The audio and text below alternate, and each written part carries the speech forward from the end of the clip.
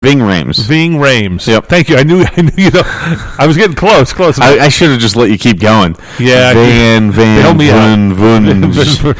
Okay.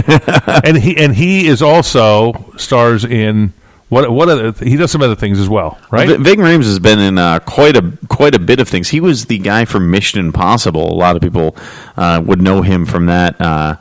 Big black dude from Mission Impossible. He was in Pulp Fiction. He was in a few. Oh, that's right. Pulp. Yeah. Oh, of course he was in Pulp Fiction. He was Dawn of the Dead. He was great in Dawn of the Dead. Undisputed with Wesley Snipes years ago. So, I mean, he was in a lot of things. What about him, though? Okay, what about him? You've piqued my interest. Yes, and nothing about him. I just thought of his voice. Whenever you talk about Arby's, you've got to mention that voice, okay, and what he's done there. Anyway, who talked about Arby's? Okay, report. Breaking news here. Oh, the WNBA. The WNBA. This is depressing. I saw San Antonio. Man, I'd rather talk about Arby's. Oh no, I will in a second. Vegas relocation. I just saw breaking news on my phone from Channel 8. What'd you think? It said San Antonio. The Spurs were coming. Well, that's what it said. Oh, it's WNBA San Antonio franchise has applied for relocation to Vegas. So we're getting a WNBA team. San Antonio Stars have a deal for Las Vegas relocation. Ladies and gentlemen, you can rest easy at night knowing the WNBA is coming to Las Vegas. I'm probably just going to leave it at that as the news and just not. That's it. That's all you got.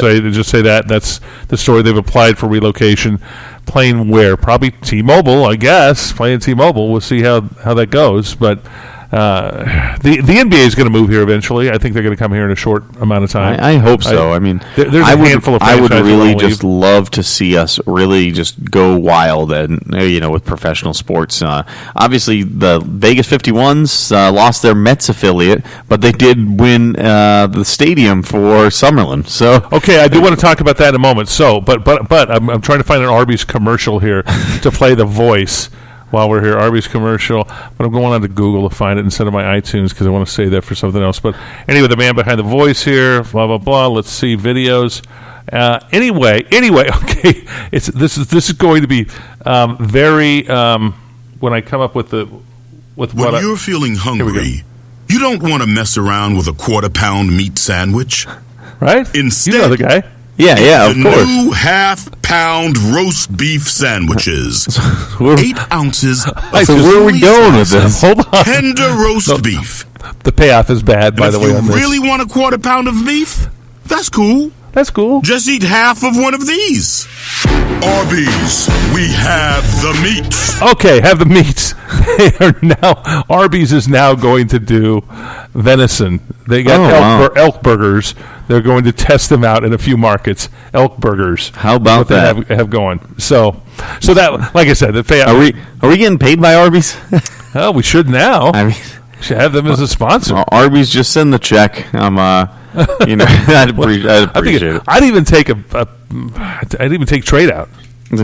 Okay, free sandwiches, folks. Here's my problem, and I don't think many people can relate.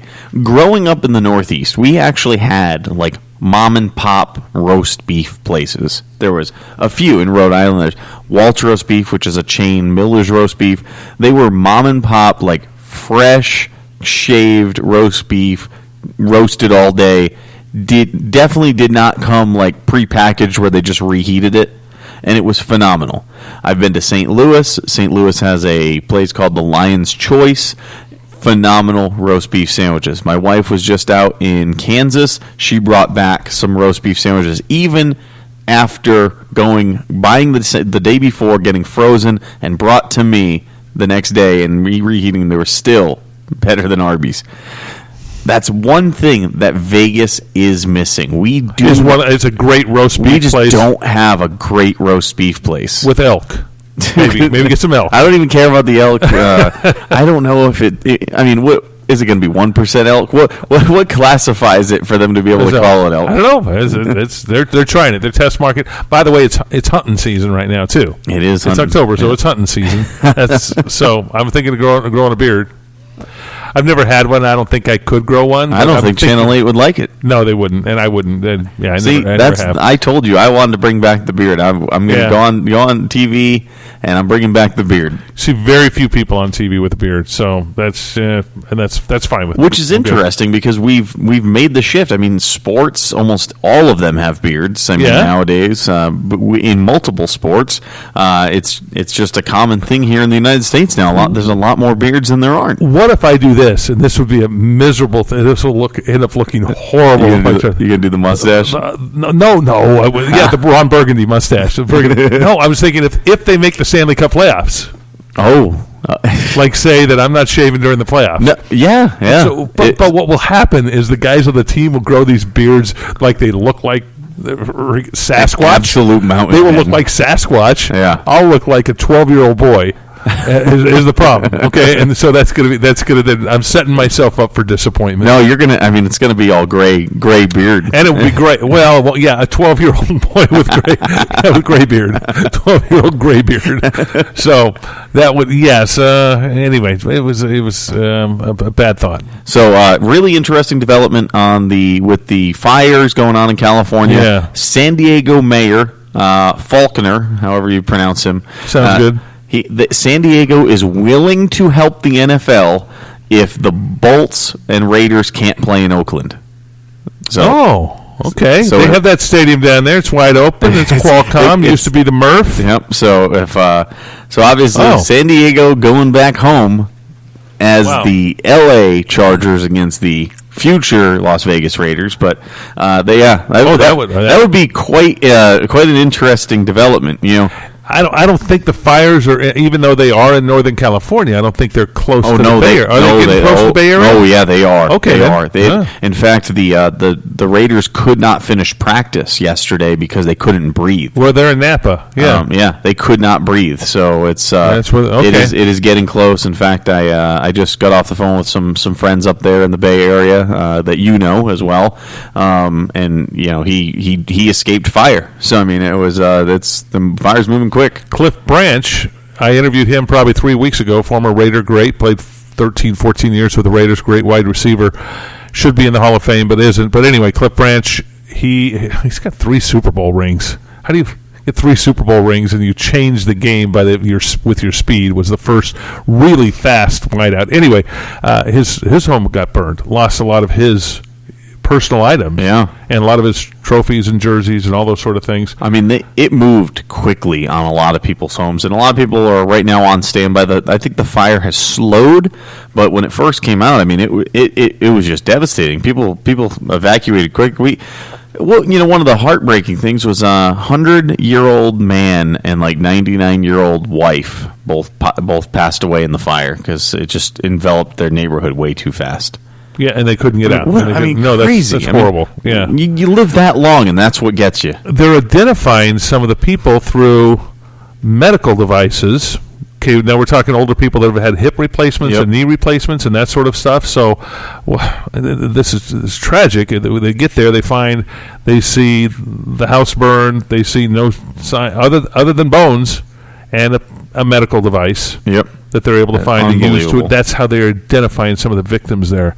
So just awful, this tragedy that's hit Northern California, and in Vegas, we still continue to try to figure out the facts of the shooting and what happened here in our city. And we mentioned at the top of the Vegas Sportscast the issue with the Golden Knights and what they did. They're going to hold off, and they had the reverence ceremony for the victims and the first responders on Tuesday. Friday night, which is tomorrow night as we're doing this, they're going to have more of the pregame ceremonies. It's going to be fun and the pomp and circumstances, that sort of stuff. But they still are no closer, at least, to finding out a motive or telling us what the motive is. They haven't done that yet. But people have lost trust now because of they're jacking up the timeline on this thing to the point that I'm not sure who to believe on the timing of what happened and when it happened. Yeah, so I mean, obviously the original timing that Metro pushed out was saying that the security guard that was involved, the original timeline, the security guard interrupted the shooter while he was shooting on the crowd. Then they came out with a revised timeline, said that the security guard actually, at least 6 minutes prior to the shooter starting was involved. Then just today, MGM releases a statement saying that Metro's wrong. They're still willing to work with them, and they said the original report that was put out was a manual report that was added in at 9:59. Back timed or backdated, and it was manually input at 9:59. But that report is wrong. In fact, the security guard only started to get shot at about 40 seconds prior, or if not at the same time that the shooter was shooting. So, kind of some back and forth, going on with that. Well, first of all, they've got cameras all over the place in casinos. Exactly. I don't know why they can't figure that out. And those things are time stamped. Okay, so they've got all of that stuff going on there. They've got, there's thousands of cameras, as you well know, and you've been involved in some of this stuff here. But the strip is one of the most photographed places in the planet. It is, and with static cameras, and you can see them all over the place. I mean, all of the flashing red and blue lights that are down there are tied to a giant trailer with a giant camera on them. And the casino, now let's double, triple, quadruple the number of cameras that are in casinos. You can't go anywhere in casinos.